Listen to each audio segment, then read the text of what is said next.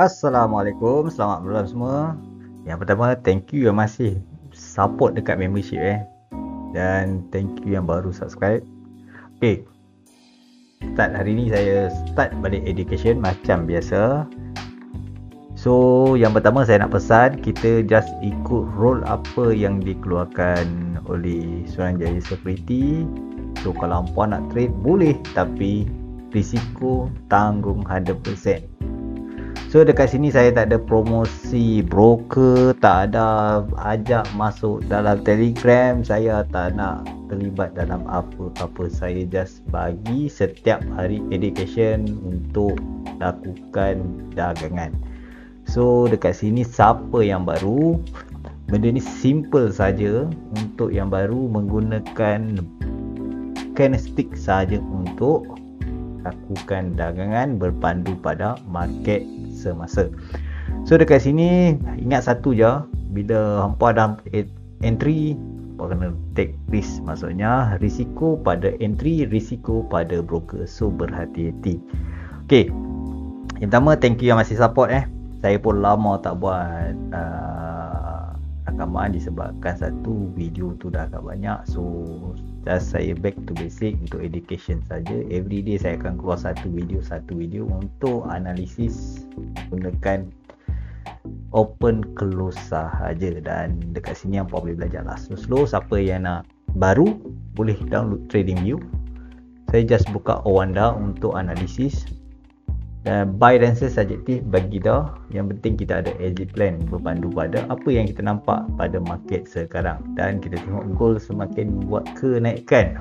Kita dah tengok gold dah sampai 42, 43 kan. Tadi dia cocok sampai 42, 44. Maksudnya price masih lagi membuat kenaikan atas mungkin fundamental yang kita tak perasan. Dan kita just pakai technical apa yang kita believe. Maksudnya market boleh buat continuation lagi. Mungkin dia nak cari 44 lah. Saya target kat sini dulu. Dan kita tengok apa yang reaction price. Tak ada, dia pergi 49. So kita just pakai technical. Siapa yang nak belajar boleh belajar slow. Ingat satu je, take risk. Setiap apa yang kita buat, risk kita kena tanggung 100%. So kita ikut je rule apa yang ditetapkan. Okay, yang pertama, siapa yang dah download, mungkin yang dah tahu dah lama, tak ada masalah. Just kita fokus saja pada time frame, bigger time frame. Jangan tengok pada lower time frame. Banyakkan terperangkap dan buat tindakan yang tak ada exit plan. Contoh dia mencari jualan tapi market buat kenaikan. So dekat situ mesti ada exit plan. Sebab setiap 4 entry hampa dah take risk sebenarnya. Melainkan tak pandai jaga lot size. Kalau hampa pandai jaga lot size, insyaAllah tak ada masalah apa-apa. Okay, so saya tak nak panjang sangat video ni. So dekat sini bila hampa dah buka TradingView, so dekat sini kita kena tengok bigger time frame. Kita pergi kat monthly dulu. So dekat monthly ni kita just marking yang paling high. Sebab this candlestick belum close. Mungkin candlestick ni boleh shadow ataupun dia buat momentum continuation lagi. Maksudnya price masih buat kenaikan. So dekat sini kita just marking color, satu color saja. Mungkin boleh pakai warna purple untuk kita lock. Maksudnya dekat monthly masih lagi menggunakan candlestick. Masih kita believe ada lagi kenaikan. Sebab kita tak boleh mencari jualan disebabkan market tengah buat kenaikan. So kita kena cari setup untuk kenaikan sahaja. So kita pergi dekat weekly, kita just marking dulu baru kita buat tindakan. Jangan kita terpaksa terus buat tindakan.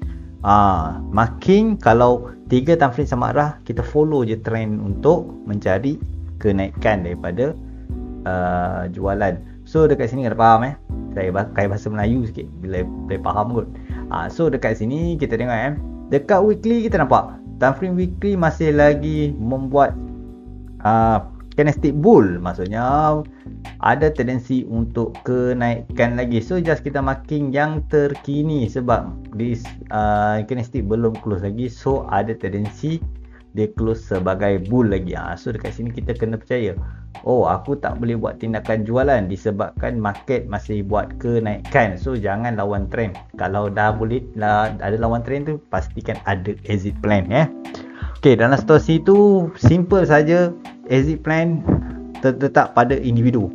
Pandai-pandai fikir, pandai-pandai take risk. Bila pandai trade, jangan mengharapkan sesuatu yang tak pasti.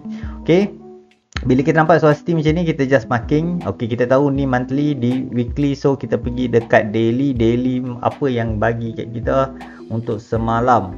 Dan kita tengok di weekly kita nampak masih lagi dia buat kenaikan, so kita just marking yang ini. So bila situasi ni kita dah nampak 3 time frame sama arah, maksudnya market masih lagi buat kenaikan, tanah yang masih hold buy. Okey, so dekat situ kita just marking kat sini untuk mencari peluang. Peluang untuk kita entry. Sekurang-kurangnya kita percaya ada zone baru kita masuk. So dekat sini apa kita nampak, weekly monthly mengatakan buy, weekly masih lagi membuat kenaikan, dan daily masih lagi buat kenaikan. Simple saja. So kita nampak 3 time frame sama arah. Jadi kita buka H4 untuk malam ni. Kita tengok apa yang dia boleh bagi kat H4 ni. So kita tengok yang dekat H4 daripada kiri ke kanan, kita nampak ada satu momentum yang paling high. Inilah momentum yang paling high. Just kita marking dia dulu untuk map kita, untuk nampak dia dah bagi entry. Sekarang dia dah test balik. So dekat sini jangan terkejar market yang tengah buat kenaikan, sebab risiko pada kita, sebab kita tahu zone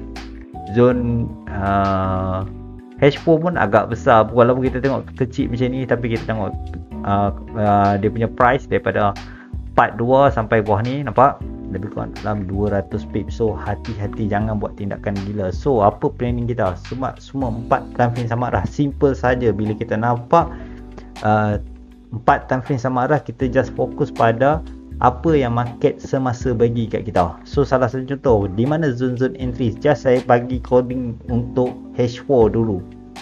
Untuk H4 simple saja, just apa boleh pakai untuk kita mencari entry zone. Okey, dekat sini kita nampak kenapa saya pakai M30, sebab saya believe M30 ada tendensi untuk memberi entry di time frame H4. So dekat sini kita nampak daripada kiri ke kanan kita just cari SE. SE tu apa? Shadow entry. Mana zone-zone shadow entry yang kita nampak? Ini adalah zone yang pertama kita nampak untuk melakukan dagangan. So dekat sini take risk macam biasa. Boleh kalau pegang 40 hingga 70 pip kebiasaannya. Kalau kira daripada bawah ni, kalau dapat 70 pip, okey, 1:1 ataupun 1:2 untuk TP zone. Ni simple dalam trading. So saya just marking untuk ni. Hampa boleh follow lah kalau nak follow. Kalau tak nak follow pun tak apa, tak ada masalah. Sekurang-kurangnya kita ada planning untuk apa market pada kita. Boleh tak kita lakukan dagangan jualan? Disebabkan apa? Disebabkan ada orang dia percaya ilmu tu dan ada orang percaya ilmu ni. Yang penting dia ada exit plan. Kalau market tu tak jadi, pada saya tak ada. Yang kedua, kita tengok just marking kat sini. Kita nampak ada bundan bag, jadi kita marking paling kecil ni. Zone paling kecil ni kita simple saja. So dekat sini kita nampak 4506. Itu adalah marking kita kedua untuk lakukan belian. Bukan jualan, belian. So dekat sini kita boleh marking kat sini untuk lakukan dagangan belian. So dekat sini saya kalau kata putus, simple saja, follow je trend. Ingat satu je, breakdown kita cut loss mungkin ada entry di daily. Jangan lupa dekat bawah ni ada zone daily. So kita just marking di daily menggunakan tape H1. Kemungkinan ada zone-zone yang dia belum touch. Salah satu contoh dekat sini, ni ada zone yang dia belum touch. Mungkin ada kejatuhan untuk time frame daily, dan kita nampak dekat sini pun dia dah bagi entry untuk daily, dan kita pegang sahaja yang kita nampak di depan mata. Salah satu contoh ni dah zone breakout. So kita boleh pegang zone ni untuk mencari belian, dan kedua kita boleh pegang zone ni lah. So selagi tak break ni, so hampa follow saja untuk belian. Jangan try beli jualan. So inilah sedikit. Ingat satu je, bila ada entry mesti ada SL. Thank you yang masih support. Ingat ini just indication, saya tak ada promosi apa-apa. Kita follow je rule apa yang ditetapkan oleh si. Kita jumpa lagi next video. Assalamualaikum. Selamat malam semua.